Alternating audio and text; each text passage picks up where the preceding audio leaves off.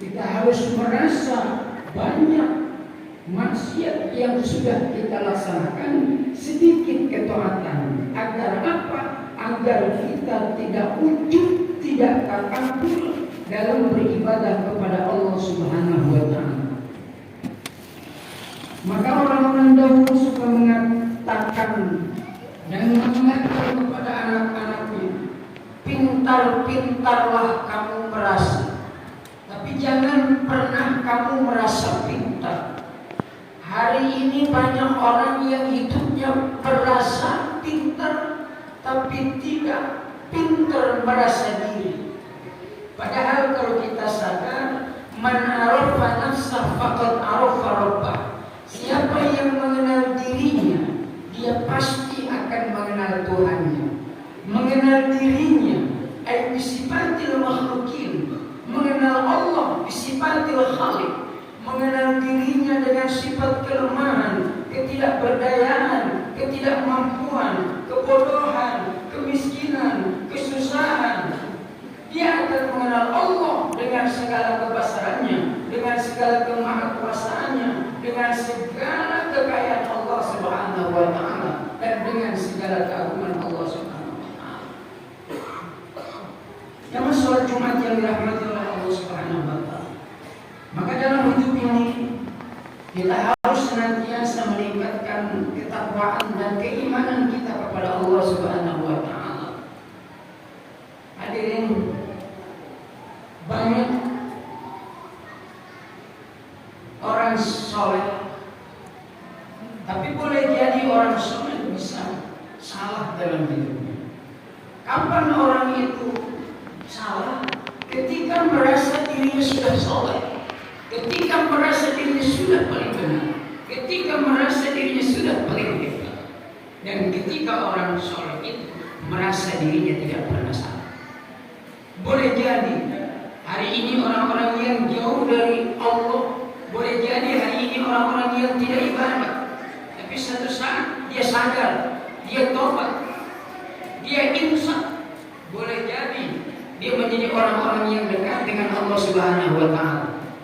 Tapi boleh jadi hari ini yang ibadahnya rajin, yang puasanya rajin, boleh jadi karena bangga dengan dirinya, karena ujub dengan ibadahnya, boleh jadi satu saat nanti ketika dirinya merasa hebat dia, boleh jadi dia jauh dari Allah Subhanahu wa Ta'ala.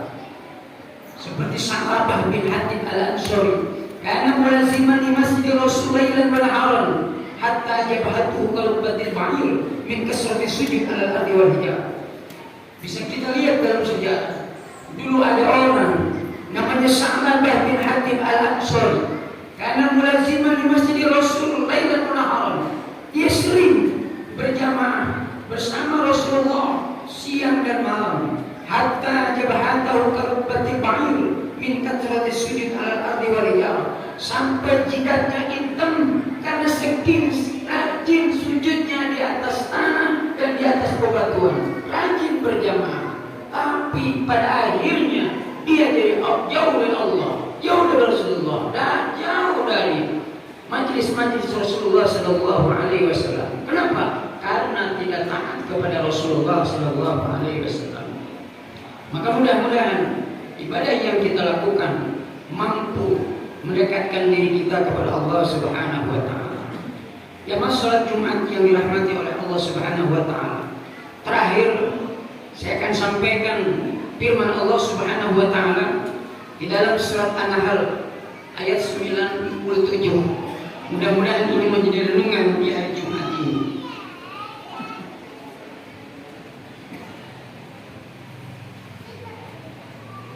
Man amila sholihan min zakarin aw unsa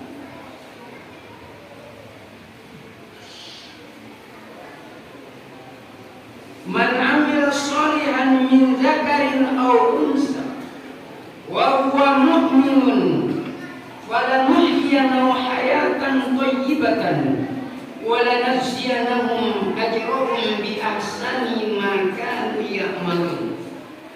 Man amila sholihan, siapa saja yang beramal soleh min zakarin aw unsa, dari laki-laki atau perempuan, wa huwa mu'minun, syaratnya dia beriman kepada Allah Subhanahu wa taala, falanuhyiyanahu hayatan thayyibah, maka kami akan berikan kehidupan yang baik. Jadi siapa saja yang beramal soleh, baik laki-laki maupun perempuan, dengan syarat dia beriman kepada Allah, maka Allah akan berikan penghidupan yang baik. Artinya siapapun yang mau mendapatkan kehidupan yang baik, kehidupan yang damai, kehidupan di alam dunia ini dengan tenang dan menyenangkan, maka dia harus beramal soleh.